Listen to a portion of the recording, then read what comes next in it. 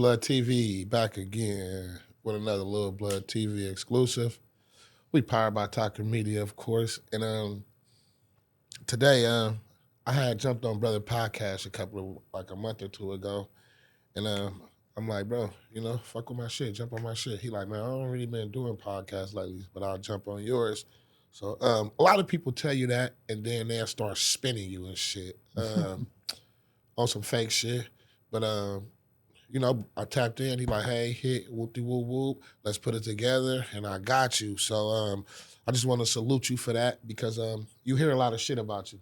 Feel me? And people say this, that, and the other, and they expect you to they expect me to look at you that way because of their experiences with you. But my experience has always been wholesome, so I can't judge you off that. And, that's just life, period. Like I can't go off the next person's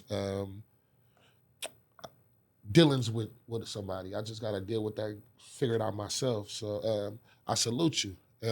Appreciate it, man. Hey, and for the record, never ripped anybody off, never stole from anybody. Realistically, like, even if you talk to everybody who ever worked for me, it's like you're going to be hard-pressed to find somebody who's got a real story about me disrespecting them or some shit. So I appreciate that because I feel like a lot of those narratives are kind of just out of thin air. Let's talk about that. Why is that? Really, like the short version is because the victim mentality, the victim narrative is so tempting to people that when they part ways, like you see it with a bitch, when a girl leaves you, it's like you might have had the most cool, kosher ass relationship and then it kind of ends messy or whatever. And you're looking at her like you would expect her to hold it down and keep it respectful and everything, like the way that you would do to one of your homies. Right. If you stop being cool, stop being friends or whatever. But painting yourself as a victim is like a drug to people because it just allows them to feel that sense of sympathy coming from thousands of people online. And that's, it helps. It's beneficial to them. So I can see why people do it, but oftentimes it's very detached from reality. But why do you play along with it, Adam? You be hella petty. I follow you. I watch it. You be petty as fuck. I be like, man, Adam can go without doing this shit. Come on now. Yeah, I don't know. I like oscillate back and forth between, on one hand, it's up for life. You try to take me out, I'm gonna just shit on you. I'm gonna narrate your demise. If you become marginalized, if you get stuck at the same number of views for the rest of your life, I'm gonna just talk about it forever. And on the other hand, it's like, be the bigger person. You're already rich. You don't need to. It looks petty for you to be rubbing it in people's faces that they're not doing as good as you, whatever. So, I kind of go back and forth between them because sometimes I look at Ack and I watch the way he's been throwing dirt on Rory and Maul for the past 4 years, whatever. I'm like, I like that. I like the way he never forgets about the fact that they shit on him and try to treat him bad. Right. On the other hand, it would be nice to just never shit on anyone again and just be Mr. Positive. But I don't know. Sometimes I wake up and I'm just King Von in it. See, me, for example, right? I'm into music, too. So hella people diss me, bro. Like, they diss me. But I know what I'm capable of, and I know what I am in these streets. So me personally, I never replied to it. Right. I never replied to it. And then I think if you reply, like I don't know, it's probably different for you, but in me, I think if I reply, I'm blowing them up even more. But, okay, one thing is that when you look at people in hip hop and when you kind of judge their status and where they're at on the totem pole, it's kind of like you are who you beefed with. You are who you beat in beef. Like a big part of the reason why Jay-Z is who he is because he took on all challengers. A big part of the reason why we look at, like, even one thing that showed me how diabolical King Von was when I really took the time to look at why he was beefing with Youngboy. And yeah, there was bitches and that was part of the reason why and everything. But at the end of the day, I think Von was smart enough to realize that if he wanted to be the biggest rapper in the world, he had to beef with the biggest rapper. Right. Or one of the biggest rappers, and like, so I think sometimes it's really tempting to turn down the drama and the juicy gossip and all that shit. But then on the other hand, it's kind of how you define yourself, right? I agree to not agree. Yeah, I agree to disagree. No, because I'm of two minds on it too. I kind of go back and forth all the time. Right. New Hampshire. I remember the last time he was telling me he grew up in New Hampshire. Right. Yeah. What is that like? What was that? Is it? What is the culture in New Hampshire? I mean, it's kind of weird because like you don't really know where you're from until you leave. And then you start to realize like, oh, okay, I'm from this sort of place because that's what, you know, I compare it to all the other places I've gone and stuff. I really still, after having been damn near everywhere, I feel like it's just one of the most boring, just normal ass places you ever been in your life. Because you have Boston, which is like a pretty prominent city, and then you have like a million different little cities, little towns all around Boston. Nashua, New Hampshire, where I grew up, has like 80,000 people. It's like, you know, 40 minutes outside of Boston. What's the name of it? Nashua. Nashua? Nashua. Sound like some native shit. A lot of people think I'm saying Nashville when I say it, but yeah, it's just like a regular ass place, regular ass upbringing. Like I wasn't super poor, but my parents definitely didn't have money like that. You know, my mom was a librarian and my dad was a fucking social worker who helped with like, you know, organizing the building of like soup kitchens and old folks homes and stuff like that. Like I've been to his work. He sat at the desk all those years, just like a regular ass job. So I mean, it's just regular, like a regular ass place. My dad had to go get extra shifts at the supermarket over Christmas time, so he'd have the ability to get gifts and shit like that. You know, so you know what it's like to. I mean, I watched it. Yeah, I mean, they made me have a job since I was like 11 or 12 years old. I had a paper route and shit. I was having to get up at 4 a.m. and deliver 100 papers, shit like that. So they definitely like taught me the meaning of hard work, and I hated working from day one. I just absolutely fucking hated it. So when did you? Oh, high school. So high school. Yeah. Is they big on sports and shit like that out there? Like my parents tried to push me into basketball, baseball, all that shit when I was young. Didn't really work. Then I found BMX bikes when I was like 12, 13 and just started riding BMX bikes. Really kind of fell in love with the whole culture around it, with the magazines and the videos at the time and everything. And looking back on it, it was a very developmental time period where all these tricks were getting invented and shit was amazing. And that was basically like the story of my life, like driving around with friends of mine, listening to rap CDs. Fucking, I was into like punk and hardcore and shit too, but like rap was like always the main form of music that I was real passionate about. And we would just be out riding bikes. And I was like a dude who just wore a fucking black t-shirt and black jeans every day to school my whole time in high school. Just, I didn't get fucked up at all until I got older. I was into girls, but I had like a girlfriend for most of high school, so I wasn't really like getting my freak on too crazy around that time. So the demographics, what is the demographics make up? Shit, I looked it up the other day. I think it's like 80% white. It's like the whole state is like way white, but where I grew up, there was a decent amount of Asian kids, Puerto Ricans, like some black people, but not that much. It was a lot of white people. So boom, coming from New Hampshire, you straight to LA? No, I moved to Brooklyn and Queens for about 7 years, 2003 to 2010.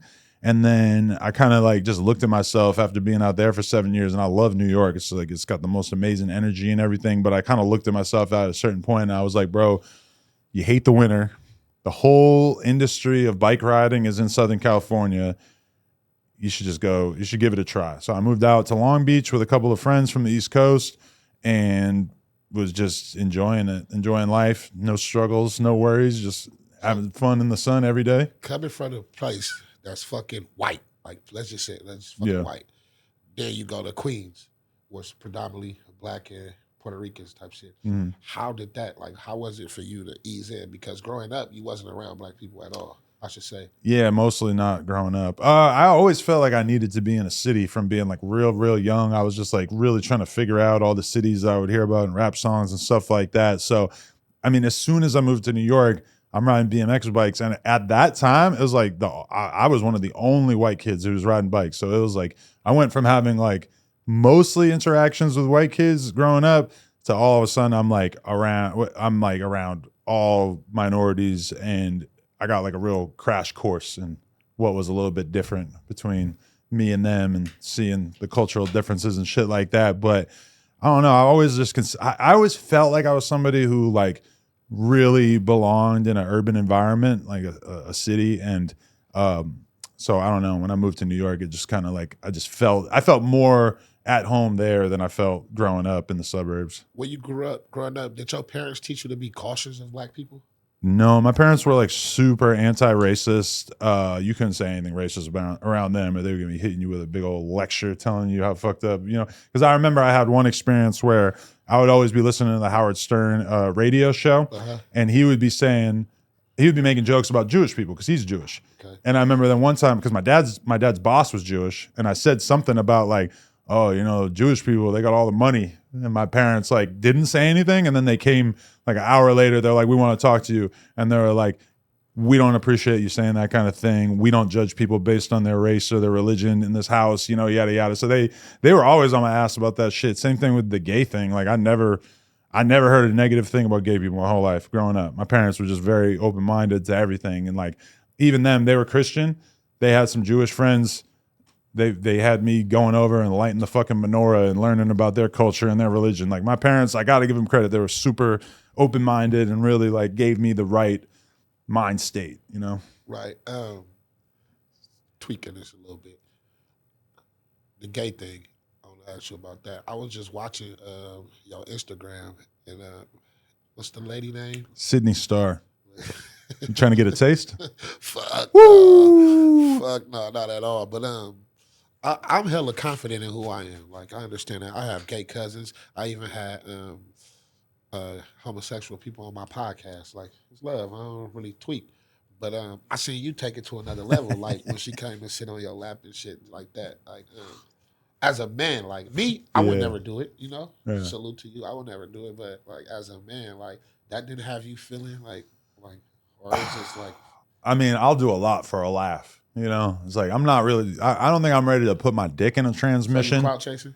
Yeah, I guess you could say I'm just really rolling with the punches because I've seen a bunch of interviews that she does, and that's like her thing is that she tries to make the heterosexual people interviewing her uncomfortable by fucking around and making all these jokes and shit. And that my personality is like I'm just gonna go with it, whatever. So you said you don't think you're ready to put your dick in a transmission. You thought about it? Well, I have plenty of opportunities. Yeah, I tried to like wrap my head around it. I don't think I got it in me. I don't even know how to talk to you, bro. You fucking crazy. I mean, because it's right there. Like I had like trans people, performers in the porn industry I know who were like, hey, like, can I shoot with you in Atlanta? And I'm like, yeah, I'm gonna talk to the team. I'm gonna think about it, you know? So I was like, then I really kind of got to think about it. Like, would you ever do that? And I'm like, I don't think I got it. You know, even as like a business thing. I mean, I don't think my audience wants to see that. But listen though, can you be what is heterosexual, right? Yeah. Can you be a heterosexual man and do gay porn without being gay? I mean, I think it's or gay porn. I don't know. Because like when you're talking about like trans women, you could say like, well, that's a woman. How could you say that? Well, a lot of them would say it. No. To me, if they got a dick, they can't reproduce, right? They can't have babies. They can't procreate. So yeah, how but could you say the definition of a woman is kind of complicated? Well, because a woman to me is even if you're a stud. Yeah. If I can fuck you and you can have my baby, you're a woman. My mom is 75. Is she a woman? Yes, ma'am. She can't have a baby. Key word. My mom, she had one though. She did, but what if she never did and she also still... She's capable of having one. No, she went through menopause like 20 years ago. Oh, listen to what I said. Still a woman. Yeah, she's a woman because she can procreate. Yeah. Period. Nah, I mean, it's questionable, but yeah, for me, I don't think I could really get involved. That's my whole thing. Sometimes I'll be trying to fuck I think if you're drunk enough, like if y'all just, coke was involved. I don't drink. Cocaine was involved. The old Adam. Mm. You know what I'm saying? Certain shit. I think you'll probably let him jack you off or something. I'll be real with you. Like sometimes I'll be going to shoot porn with a girl that I think is hot. Still, sometimes it's kind of hard to keep your meat hard on camera with cameras pointing at you, lights, whatever, pressure. Right. I really don't think I could perform if it was somebody that I was fully not into. So I don't think I got it in me. Pause. How do you and Lena keep y'all relationship going? Like, okay, and what I mean by that is like, okay, how do you not get boring? Like, yeah, you fuck hella different women and shit like that, but how do you still look at it like, damn, this is my wife and she's hella attractive?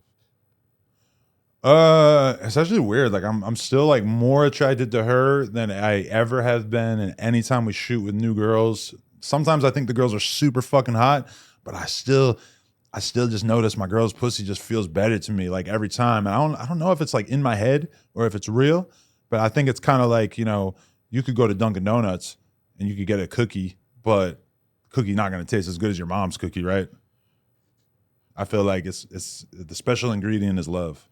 Oh, say that. Okay, You I know, get it. so I Get feel like I don't know. I don't because we'll go shoot porn and shit, and then like I still feel like super motivated to fuck her the next chance I get. You know, Right. I'll be taking advantage of it while I'm shooting the porn. I'll be making out with her, fucking eating her ass, just trying to get my fill of it. Because sometimes we're so busy that we don't, we'll go a week without fucking Right. off camera, Right. but we fuck 3 times on camera during that week. So, on camera, how many cameras and lights and shit? How many people be in a room? A typical porn shoot. Like a typical porn shoot, it'll be maybe 3-4 people. Like, but really, there's only ever one cameraman. For us, it's just one cameraman. So that's all I really have to worry about. There's a bunch of lights and shit. Kind of looks like this. What made you get into porn?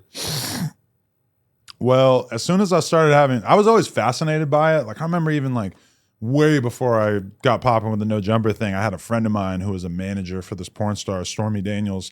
And I remember him being like, yo, if you cop a flight, you can come out to the porn convention, hang out with me, meet all these girls and shit. And I remember being like, oh my God, like this is the greatest opportunity I ever had. But then I was really looking at my bank account at that time. I'm like 20. I'm like, I don't think I can make this happen. I don't think I can go to Vegas. I had never even been to Vegas. So I was scared of the idea of going to Vegas and shit. But as soon as I started to have like 20, 30, 40K on Twitter or some shit, I was sliding in every girl's DMs on Twitter, trying to hang out. I feel like hella porn stars before I even met my girl. And then I met my girl. She starts telling me about private Snapchat, which was basically like OnlyFans before OnlyFans existed. And I'm like, she's telling me about it. It's not making any fucking sense to me. I'm like, they're going to pay you $5 a month to see booty pictures and your vagina pictures and shit like that. She's like, yeah, like I know other girls who do it. I'm like, yeah, do it, whatever. I just met her. You're just a random girl to me, so do it. Bitch made 30 grand the first week. Yeah. That started to change my mentality a little bit of like, oh shit, maybe there's a business here that we could get involved with. But at the same time, I was so focused on no jumper. And then like me and her, like the longer we were together, the more shit we started to shoot. Then we start the plug talk thing together. And now we like a little team. We got a whole little team of employees. I just did a meeting for like an hour and a half with our whole little squad of employees, and it's all just porn shit. So I mean, it's kind of like there was just a big change in the industry around like 2016, where with OnlyFans, just the girls or the performers started having a lot more power, Let's talk about OnlyFans for a second. OnlyFans, free porn websites. How does these big porn companies still stay in business? I think they have like existing fan bases. They have, and they're all the giant porn companies are like owned by MindGeek, which is this giant fucking porn company that realistically they could lose money. They don't give a shit. They're worth billions and billions and billions, So I mean, but they still make it happen though, because a lot of girls like you know what it's like? It's like you could shoot a music video, right? And not that you would, but some people would like pay WorldStar to post it. Right. Kind of like that. Whereas like Brazzers, Vixen, whatever, they got a huge fan base. So if you're on that platform, it's like good exposure. So it can really help to like get you fans. Right. Even though maybe like those same girls who will go and do I know a girl who just did her first anal. I think she got paid like 10 grand or some shit. But it's all about driving people back to her OnlyFans at the end of the day, because she's trying to make 30, 40, 50 grand a month or whatever the fuck it is, And that shit happens. Like, oh yeah, people making 100,000, couple of hundreds monthly off OnlyFans. I seen my bitch make like 400K in a month one time. That's when I was like, oh, I'm gonna marry you. Nah, just kidding. Yeah. Have you ever been offered to work with big porn companies? Like, hey, Adam, come shoot with us. I mean, like Pornhub paid us to shoot our first ever scene, but the amount of money when I think about it now compared to like what we make on Plug Talk every month, it seems kind of silly. That's their problem, is that they can't really pay the top girls. But a lot of those girls still have good relationships with the big companies, so they still will work with them and stuff. But I mean, the other porn companies, they have to just go hard as fuck to like make the content look as good as possible, make it seem really beneficial to the girls, get them, if they know, oh, if I do a browser scene, I'm gonna get 20,000 followers on Twitter, that would make a lot of girls think like, oh shit, it's worth it, Right. I'm gonna drop it in low for a minute. I'm gonna get a little bit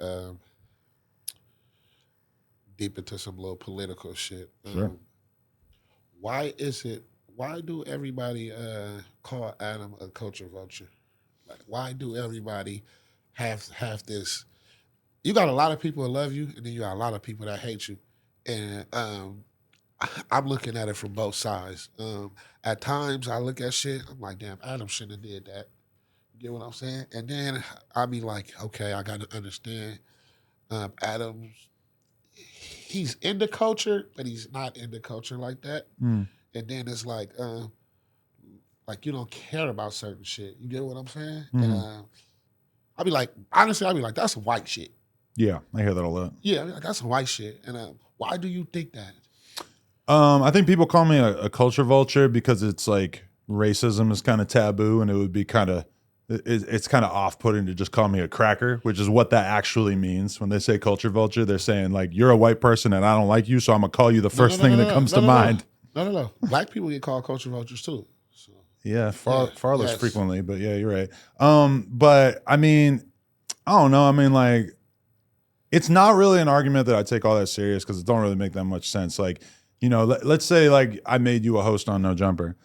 Me and you sit down, we agree on a dollar amount. I'm going to pay you this much per month. You got to be in the office and record X amount of episodes or whatever per week.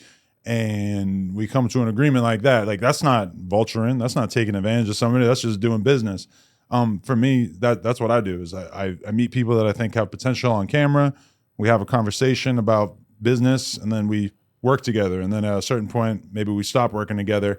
But I mean, you know, you talk about like, oh, Adam does things that don't necessarily align with the culture or whatever. It's like, I am a different fucking person. And the problem is that anybody who's grown up in an urban environment knows that there's intense pressure to conform. Right. You know, if you're different, if you're gay or you're fucking, you like to dress weird, you like to have pink hair, whatever. I mean, God help you if you were born in Brooklyn because the pressure is intense to conform.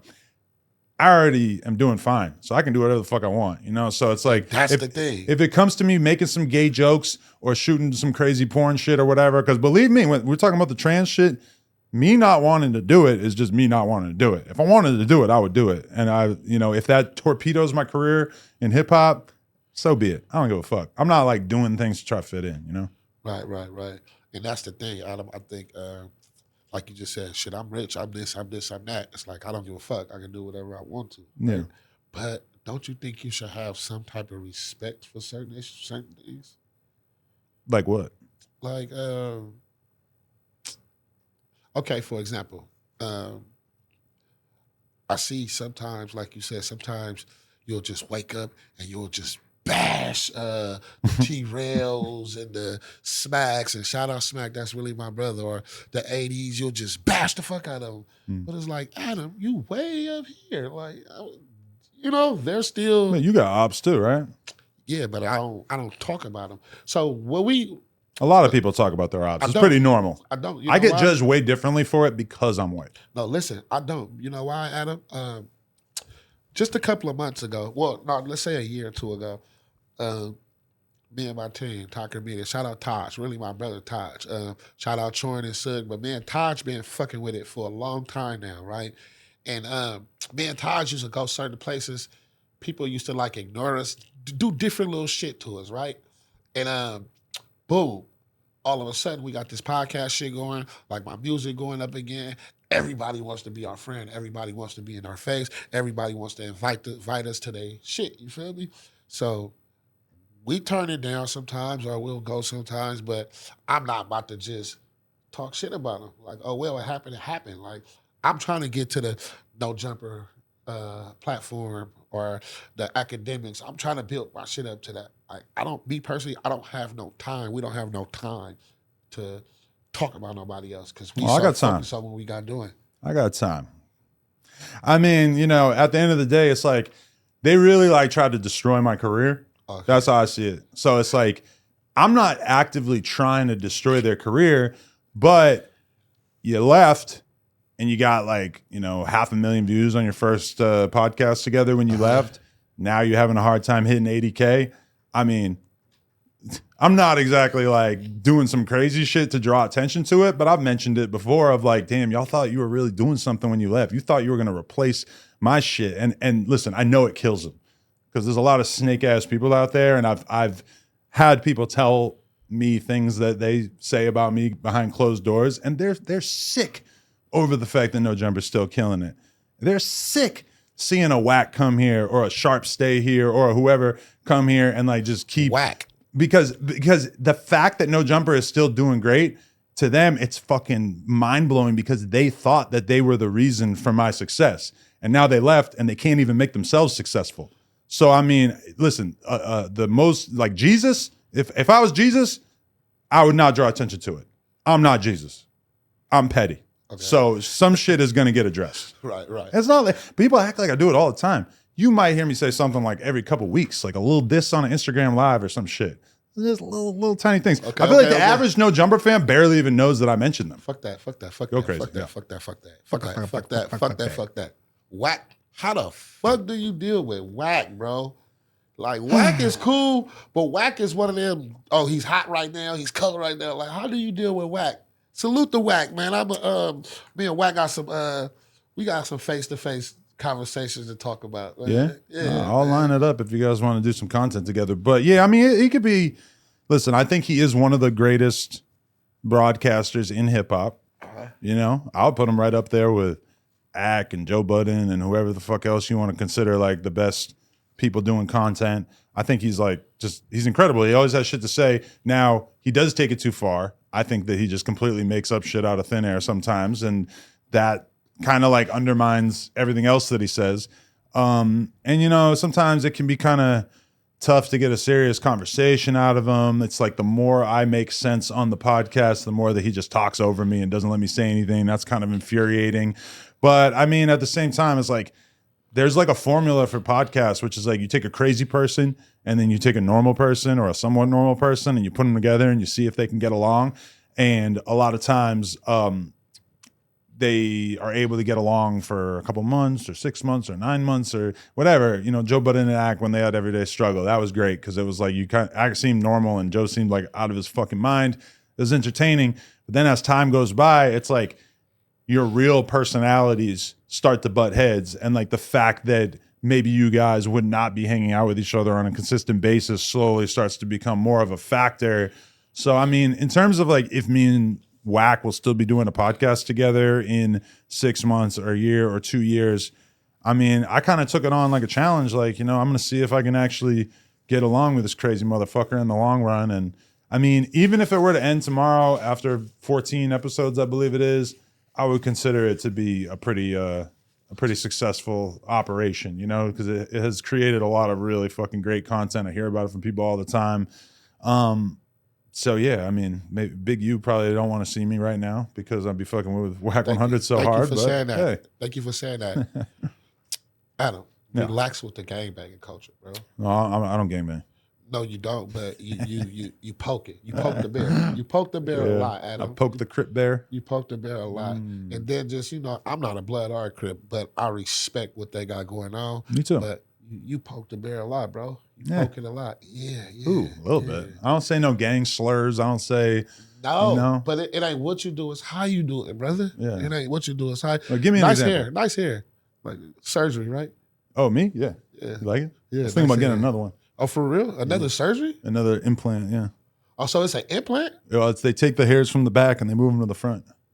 But do you still get it cut and shit? Yeah. You just get it cut normal, but it's like that. Was it expensive? Yeah, it's kind of expensive, but not like crazy expensive. Like the first one I got was like $4,000, and then the next one I got was way nicer, and it was like $15,000, I think. But I was thinking about getting another one because it's been like 5 years, 6 years since I got the last one. So can you cut that off and it'll grow back? Yeah, I can shave it all off right now. And in fact, if I were to get another hair transplant, you got to shave it all off so they can do the transplant. Okay. Yeah. But my bad. It was just looking saucy. That's why I just... I appreciate it. Yeah, but I see you, Adam, like you play. You but play. Who? It don't matter who. You know what I'm talking about. You play. Adam, you poke the bear. You poke the bear. I even see people get on your podcast. You be hella cool with them. Boom, boom, boom, boom. And then the next day, you fuck you, motherfucker. You ain't... My boy is better than you, fucking gang shit. Like, I see this. I don't say gang shit. You know what the fuck I'm talking about. No, I don't. Oh, my God. I don't ever say any, like, promoting a gang or, like, I don't. Okay. Why would I do that? I think it was some Chicago cats you was just playing with. Yeah. But then I'm just calling attention to the fact that they're internet pranksters, some of them, you know? Oh, okay. And I got to, like, joke around with them and stuff. Because a lot of it is, like, it's not a skit, but it's, like, like, all right, there was a clip of me and like FYBJ Man and Crip Mag, and they're screaming at each other, and I'm acting that. You know when you kind of like just go into skit mode, like you just be like on Instagram Live, or it happens on the podcast sometimes, where you just start fucking around a little bit and just kind of like you start acting like an exaggerated version of yourself. Right. But it's like the people you're making content with, they know what you're doing. You know, so that's what I would paint it as. Because when it comes to LA, like you ain't never heard me say nothing bad about a Blood, a Crip, or a Hoover. I never heard that, but I think it's like I said, I think it's just a wobbler. It's a slippery slope. So that's all I think. But now I know you're an op because you're talking about wobblers. now you know I'm a what? You're an op. You're using that wobbler talk. You better not say you're in a mean. If I was an op, I wouldn't be sitting right here. Yeah. True. Yeah. Well, you know, the clip is big in the Bay right now. Everybody's talking about it. Our clip went up. Yeah, saw that. we were sitting talking about Northern California. Right. Can you speak on that just a little more? Because a lot of people was kind of confused, like, how the fuck this white boy, or he's from LA, and how the fuck he gonna say anything about the Bay Area? You notice culture? they always attack your identity, not the context of or the content of your ideas. So like all I was saying is that there's been legendary movements out of the Bay, out of Northern California. A lot of it hasn't necessarily trickled down to the rest of the country. You know, you look at the Fizz movement, you look at all this shit, Mac Dre and fucking Andre Nicotina and all this shit. Livewire. All this hard shit. Say it, Livewire. Sure. Livewire. Yeah, sure. But they, you know, a lot of times it doesn't necessarily translate to the whole rest of the country wanting to act like that person. Whereas like when 50 Cent came out, you could have took a drive to Iowa and you would have seen some fucking nerd who bought some G-Unit sneakers at the mall trying to look like he's in G-Unit, you know? And that was all I was saying, is that when you look at the poppin' dudes that have come out of Chicago, in just for an example, they were kind of dressing like a way that immediately like translated to the rest of the country. Everybody wanted to be a Chief Keef, you know? Whereas the Bay, it's got a funky ass style, like a completely different vibe to it. And in a way, like that's, you know, you look at the hyphy movement, it didn't translate to the rest of the country. But I'm going to say this, though. And that's okay. It's okay to have a regional style. Yeah, I'm going to say this, though. It holds it back a little. Everybody gets their slang from the Bay. This generation now, yeah, you could say they on some different shit, but I remember even the Bloods and Crips, you know, that shit came from the Black Panther literature. I don't know if you that deep into it, but that shit came from the Bay. I don't want to say the Bay Area started it, but I know they got a lot of literature from the Black Panthers. The Bay Area started a lot of shit, bro. And just the slang, just certain way you talk, certain way you dress, the gold teeth, the dreadlocks, like a lot of that shit came from up north. But I could say, like, when I first went to San Francisco in, I believe, 2008, that there was just so much to that culture that was mind-blowing to me as a person who had spent my entire life on the East Coast. And, you know, I'm seeing everybody got a pound under their bed, and you know, everybody fucking like all the homies would like just hang out in the park and just sell weed all day.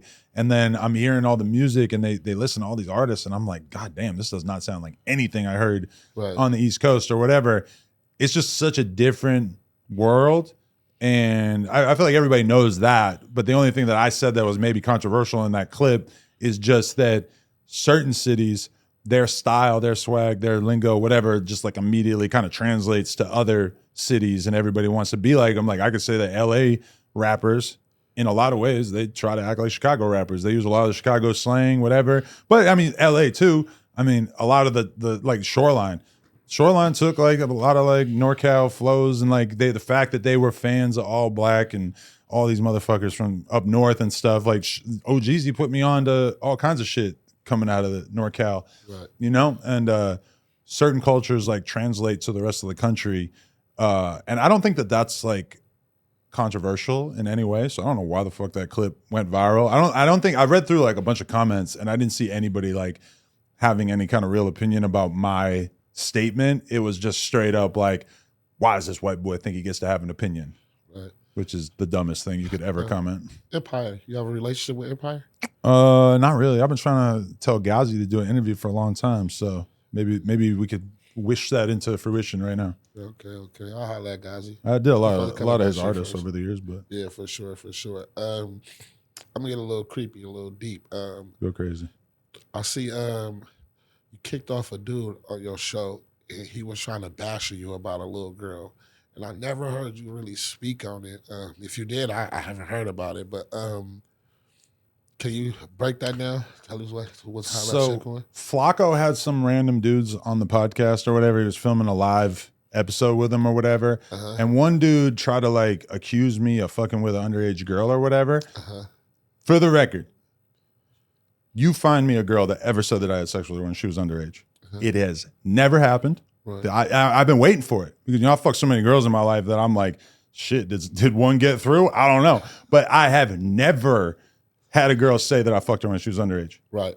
So I don't know. Like, dude was trying to make a statement. Shit went super viral or whatever. But at the end of the day, did you know the girl he was talking about? Yeah, I know he's talking about. It was a girl that was like way back in the day when I think I was 22, and I met this girl online, and she was from Canada, and I talked to her one time on AIM at the time before it was Sidekick AIM.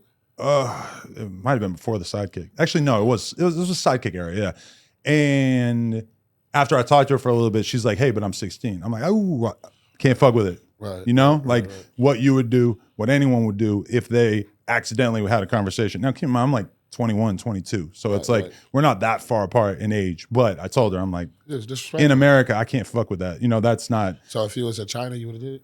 No, but the reason why she didn't think it was a big deal is because she's Canadian. Right. Oh, they do that in That's the age of consent there. Oh, okay. Whatever. But I didn't talk to her for like 3-4 years. And then we ended up seeing each other and we ended up fucking or whatever. Oh, so you fucked her after? Yeah, but people would try to be like, oh, you groomed her. It's like, I didn't talk to her once the whole fucking time. What are you talking about? I just tapped back in once like 4 years went by. I seen her, the recommended friends on Facebook. That shit was lit even back then. I was like, damn, that girl got hot as fuck. Right. So she came to the States? No, I flew to Vancouver to hang out with her. Okay. Yeah. Cool. And we had all our drama and everything, but still, it's like, it's crazy. I got to read tweets every day. I got to read comments every day being like, you fuck with little girls. It's like, when? Prove it. Show me one. Because I would love to know. I mean, if I found out, I would be like, yeah, all right, one got me. But it's definitely not going to be that girl because I didn't even meet that girl till she was 19. You flew to Vancouver for some pussy. What's the farthest you'll go for some pussy, Adam? For the record, though, no, this was when I was in the BMX industry and there was a BMX company called McNeil out there. And I mean, anyone who was in the BMX industry at the time could vouch for this, is that I had prospective business with this company called McNeil that this legendary rider Jay Miron owned. And we were going to start a bike company together on some shit, my BMX brand. They were going to be like the dudes who I started the company with. So I flew out there to do business with them and she happened to live there. So we tapped in. But did you know she lived there before you flew out there? Oh, yeah. I was like, hey, can I stay with you when I'm coming out here for this? Yeah. She had her own spot? Huh? She had her own spot? Nah. Hanging out with her mom and shit. Fuck it. I mean, I was still young. I'm like 22, 23. It didn't really stand out to me as that crazy to be staying with somebody's mom. Right. Before we wrap it up, man, I just want to ask a couple of more questions. Keep going, man. Fuck it. Fuck it. We on one.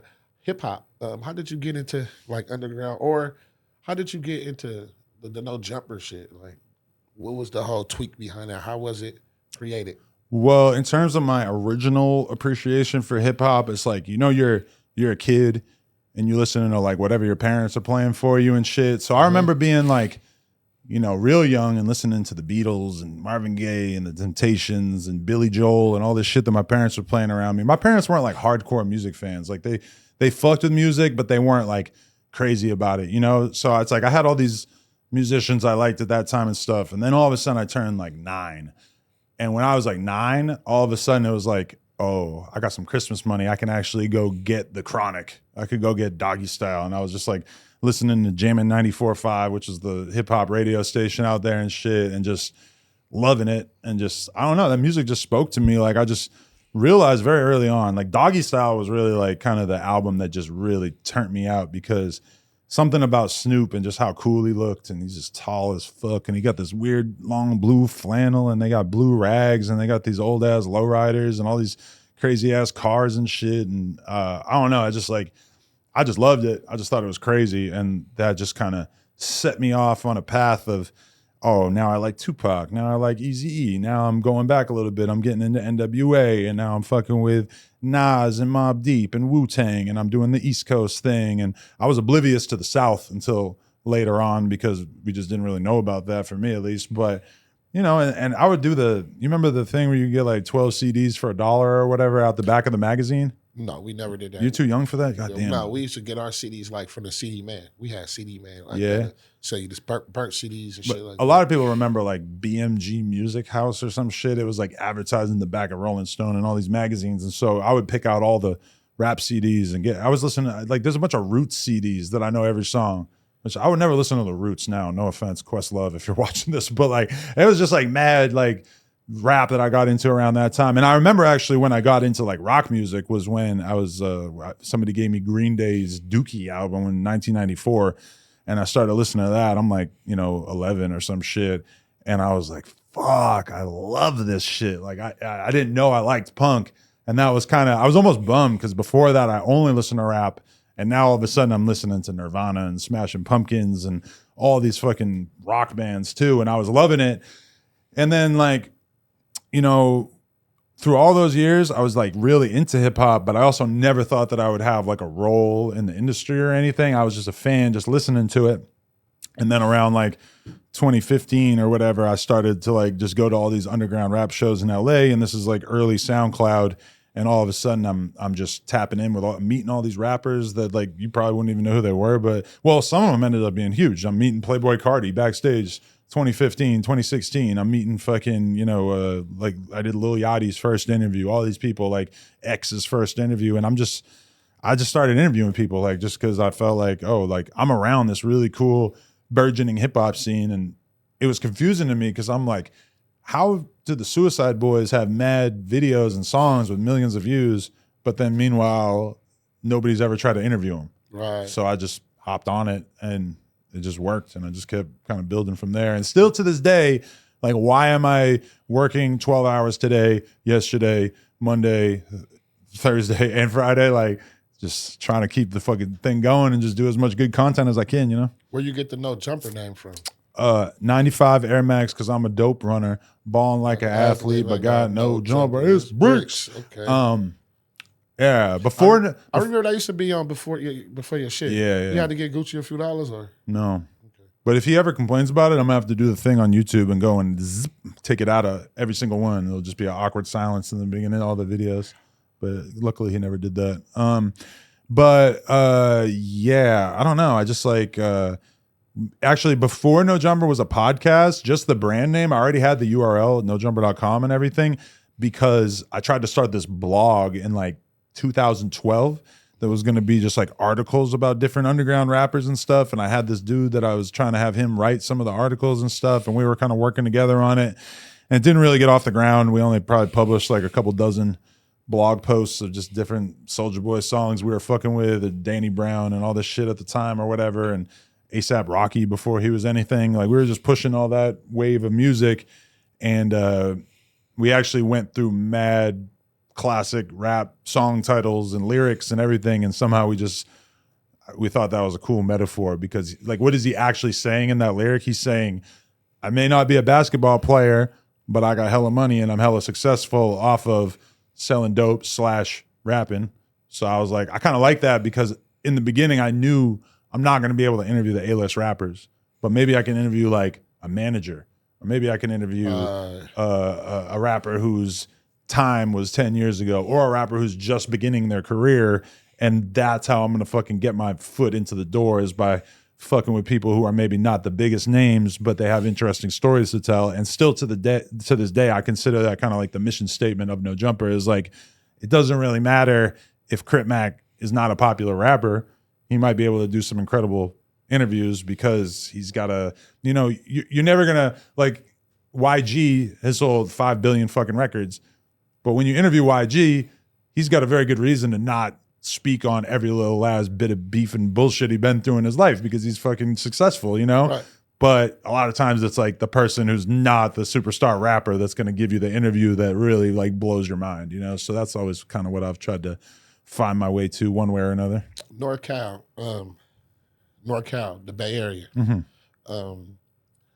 Me personally, and I had this conversation a lot, but I think it wouldn't, if it wasn't for the bass guy, it wouldn't be the Yachty's, the Cardis. I think the bass guy had to get crucified for them to walk freely. He died for their sins. Is Yeah, that no, true? I feel you. Because like 2011, 2012, whatever. I feel like everybody has like their Base God tape, like the first one that you got Sure. real into. For me, it was a Red Flame. We were going crazy for it. We were driving around, 10 deep in the BMX van, going and riding spots all day and just listening to I'm Bill Clinton, fucking Right. all these bitches. And I was just, no, fucking all these women. I don't know. Like we went crazy for that shit. But when you really look at his like impact on the culture, it's like kind of unbelievable. And I remember just like around that time though, there was a lot of shit like that. Like I remember doing this BMX trip in like 2013, and I had just got put on to Young Thug, and I started playing Young Thug around all the BMX dudes in the van, and they are like, "Turn this shit off! What the fuck is this?" Because like his old shit is like super weird. It's like high pitched and mumbly and like. But I was always just fucking with like weird rap music. I always was just interested in people who are kind of pushing the limits of what could happen. And then, so in that way, I look at like all the years leading up to No Jumper, and I was like, damn, like you are really preparing yourself to do this content as time went by, Right. But Base God, he deserves all the. Have you ever interviewed Base God? Nah, damn near nobody interviewed him like since back then. He got punched in the face in the library or that cafe, remember? And But not that that blew that's him why. up. No, that blew him up. It did, you're right. Yeah. That was on World Star and all that shit. But I'm saying like it's not like I've seen anybody else do a good Base God interview in the past 10 years, It's like he just kind of, which is good. It's probably like helps him with his mystery and the fact that, people don't really, he's hard to understand. Right. If he did a 3-hour interview, you'd all of a sudden you'd like understand him way better, 4. That'd be 4 hour. 4. Somebody told me actually, how did Adam feel? He fucking jumped his BMX bikes over some homeless people or some shit. I didn't see it. I don't know. It's like, man, he gotta feel like shit by now. Like, what happened? Like, what was going on with that? So first off, that was like my first time really going viral. Because I had the bike shop downtown LA. I think it might have been 2013 or 2014.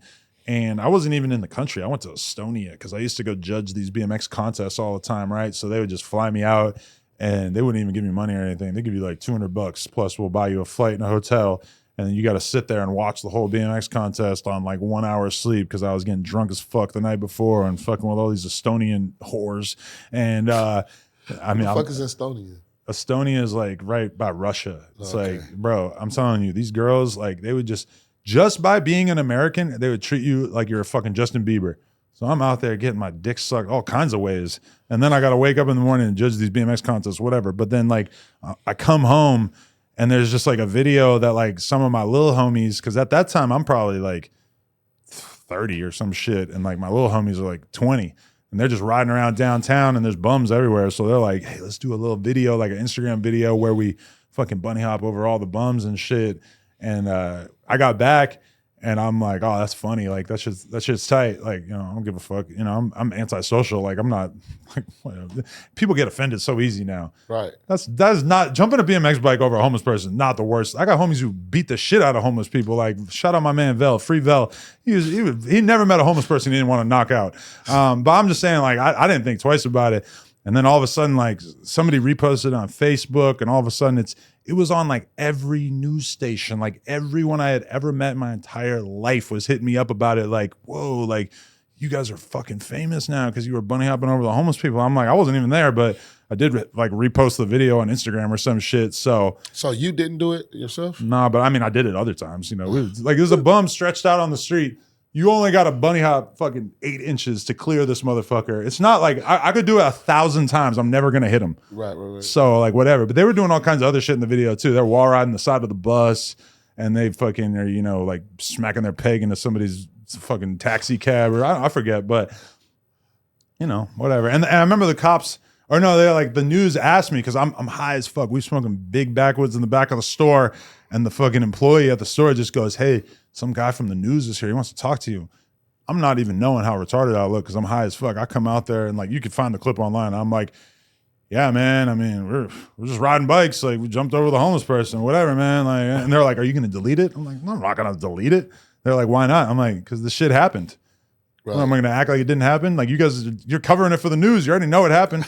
So I mean, that was kind of like the first viral thing. Whatever. White privilege, is it such a thing? Yeah, I mean, there's like benefits that come with being white for sure. Yeah. Like what? Uh, benefits of being white. Well, I mean, Don't fucking lie, Adam. We on Little Blood TV. Come I don't on, know you because gotta keep I it 100. like in hip hop, it's kind of like being white is there's a lack of privilege associated with it more often than not, right? Like nobody's like, wow, you're so lucky that you're white in hip hop. Because if anything, it obviously makes you a target. It makes people judge the fuck out of you. It's gonna make even your most reasonable take, everybody's gonna say you're white. You don't have a right to have this opinion, whatever. So I don't know. I mean, yeah, I mean, there's white privilege. Like, I mean, if me and you both went to the same 7-Eleven 10 minutes apart and we could have a camera and a computer that monitors how much the employee at the 7-Eleven was looking at you versus looking at me, probably going to look at you a little bit more because you're black. But, you know, it's like. Give me something your white card worked in that a black card wouldn't have worked in. Give me a situation. Well, I mean, the fact that whenever, like, I always talk about how I've got pulled over mad times in California, stinking like weed, fucking registration expired, fucking whatever, and never really had a problem, you know. Got a ticket a couple times, but it's like they never searched me. They never like fucking impounded my car or whatever. As soon as I get done saying that, people are like, oh, white privilege. But also it's the privilege of not having a criminal record, which is, I don't understand how the fuck I pulled that off of like all the laws I've been breaking my whole life. Somehow I never got arrested, like, and actually had the charges stick. So I don't know. I mean, but then at the same time, like, I hear this from people all the time. Like, if you are going for a job these days, like fresh out of college, and you're white, I mean, you better be a fucking genius because they're looking to give those spots to people of color, fucking people from different countries, different religions, gay people, whatever. So, I mean, I feel like at this point in history, there's white privilege and there's minority privilege. But obviously, throughout like all of time, it was probably mostly white privilege, at least in this country, you know? So if they strip Adam right now, strip Adam from No Jumper, the BMX, who is Adam? Like, if you would have never did this, like, who is Adam behind all this shit? Who is Adam when he go home to his daughter Elena? Who is Adam when he don't have to be in front of the cameras? When he don't have to put on Adam22? Who is Adam? What's your last name? Grand Mason. Grand Mason? Is that French? Yeah.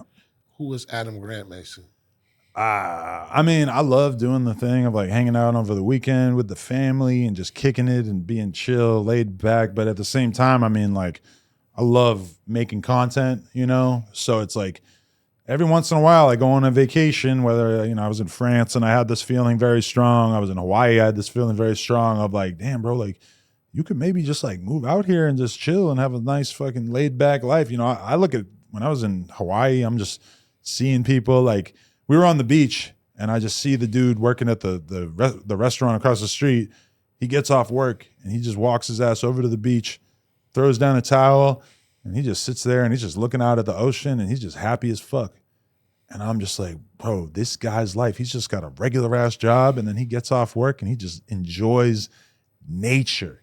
Life. That's beautiful. That's not for me. I'm trying to grind. I'm trying to hustle. I'm trying to like, you know, really do something with myself. But I always have that escape plan in my head of like, damn, like maybe if I run up the bag enough, I could just say fuck it and I could just like enjoy myself day to day and not be like focused on the bag or focused on progressing in life and everything. But then also I'm like, damn, like I'm building a business out here. Like if anything, the business is just going to need me more and more and more and more. You know, but then also I have a great team behind me now. Like we reopened in the store on Melrose. It reopens on Sunday. Come see us. We're right next to Desto Dubs. Awful lot of cough syrup. But at the same time, like that store is almost ready to open, and I ain't even been over there yet. And my whole team like handled the build out of the store, hired the employees that are gonna be running the store. They got all the promotional materials, everything for the store. So that feels great that I could be over here doing interviews, doing content all day, and then my squad is kind of getting everything in place. I mean, that's an amazing feeling, but I don't know. This is what keeps the bills paid. This is what keeps me alive, though. You know, it's like I love the feeling of just grinding my ass off, making content and stuff. And it's sometimes I think about like, what would my life be like if I woke up every day and just pushed a brand, like I had a weed brand or a clothing company or something where I just woke up every day and just tried to make that shit hot. I can imagine it. I can imagine myself doing a very good job at it. But it's like for now, I don't know. It's just I'm just focused on the content. How many times you said nigger, Adam? Oh, I mean, probably a lot when I was younger, yeah. But not in like calling somebody it. Yeah, how but many with the times A, you call somebody a nigger? No, oh hell nigga, no, nigger, not nigga, not nigger. like that, no. How many times you call somebody a nigger? Adam? Never. Why would I do that? In your mind. Bro, I'm a wigger. My whole life I've been trying to fit in. Like my whole, and I only say that because like, wow, Adam's lying. but you White got me people thinking lie. about my White people childhood. lie. That's what people would call me in school and shit. Like that was. But just, it wasn't no black people out there. There was, but not enough to really make that big of an impact. You know, like I don't know. Like people would call me a wigger all the time. I was just used to that. I kind of owned it for a while. Why you do house phone like that, Adam? It was really the editing team, but okay. Yeah, I mean, I tried to save them. I told them to edit it out. But you know what I get from guys like him in the 80s? Like, they really love you, bro. Like, you think? No homo shit. No, I can tell. I can see, like, when they talk about certain shit, like, you can see the passion in their faces. Like, whatever it was, y'all had a real relationship. And I'm not going to keep speaking on it. I'm going to leave it at that. But them dudes really had love for you, bro. Right. I had love for them, too. But, and House Phone, like, I got to give him... you know, because our team as a whole, we really did kind of fuck him over by not removing that shit from that interview. But in terms of AD, I mean, you know, he always talks about what a loyal guy he is until he did some disloyal shit to me. So I think now when you see the fact that his business is all fucked up and that his shit is not really moving the way that he thought it was going to move, I bet he wishes that he was more loyal. I bet he wishes that he had stayed the path, because like me and him could have been great. He could have been a part of this business forever, 20 years. Instead, he started a non-factor competitor. If you can go back and tell the 18-year-old Adam something, what would it be? Shit. Everything I know now. Do porn. Number one. Start a porn brand in 2023. I wish that I knew that YouTube was going to take over earlier than I did, because, you know, I like, all right, we made this video in like 2007, and it was just me and the homies hanging out at the skate park in Manhattan, and it was like a bunch of dudes, this fool Day Day, this kid that we call Baby Food, this young ass Puerto Rican kid and shit, and we were just making fun of each other's bikes. Funny as fuck, like hilarious. We called it Go In TV because we were going in on each other, and we fucking filmed that video, put it on YouTube. Shit might have got like 10,000 views or something, which I don't even know if we were paying attention to the views at that time, but I remember like thinking like, this shit is tight, like this is dope. But then the dude Day Day had a couple people tell him like, bro, like you making yourself look like a fool, like you acting dumb to make people laugh, you making the white dude laugh by you know, doing all these stupid jokes on camera and stuff. And he got kind of turned off to it. So we made a few more after that, but like didn't really like, I didn't see the vision. Nobody was making money off YouTube back then. And when I think about that, I'm like, bro, I wish that it had made sense to me in my head, like, oh, this is going to take over the world. Like if you just do this every day, make a YouTube video every day of you hanging out with your friends in the city. I would probably be like fucking Jake Paul right now, where I had been like the dude who was really making content before everybody else. Now, I really got into YouTube in like 2012, which is still very, very early compared to a lot of people. I just wish I figured everything out earlier. You know, I wish that when I met my girl and she told me about OnlyFans, that I had been able to put the pieces together and be like, oh, this is going to take over the world. I need to be all in on this early on, you know, but I can't really beat myself up over taking a little while to figure some shit out. But, you know, all those little things, I wish I had just kind of been able to put the puzzle together earlier, you know? Right. Adam, I appreciate you, man. Love, bro. Love, bro. Like Love to you too, Lil Blood. Yes, sir. Like I said, you could have said no, but you know, we fucking with it and I appreciate it. And part 2, one of these days. Let's do it. Let's do it. Pull up to the store and we could do whatever, all kinds of content. Because listen, I learned how to embrace up and coming content creators from Vlad. I reached out to Vlad early on, showed me nothing but love. He gave me advice, came pick me up in his Tesla and took me out for Chinese food and told me everything that he knew about the game. And, you know, so that's why now I see all this whole crazy new generation of people coming up. And I always I want to be the first person to interview them, or I want to tap in with their career early on. Cause nothing good is going to come to my career from trying to hold other people down so that I can shine. You know, I got to just tap in with them. And that's the shit that'll keep you young. Right. What do you think Lil Blood TV is missing? Maybe some Lil Crips. I don't know. I don't know. I ain't fucking with Adam, man. Lil Blood TV, Talker Media, over and out. We had no jumper fucking around. Adam, it's all good. Shit, yeah. Salute, King. Salute. Peace and prosperity to you. We gonna fuck with when the store open? Sunday. Oh, this Sunday. Yep. Okay. If you're still around, pop by. But if not, come around anytime. I'll try to be there. Yes, sir. It's love, fool. Let's go.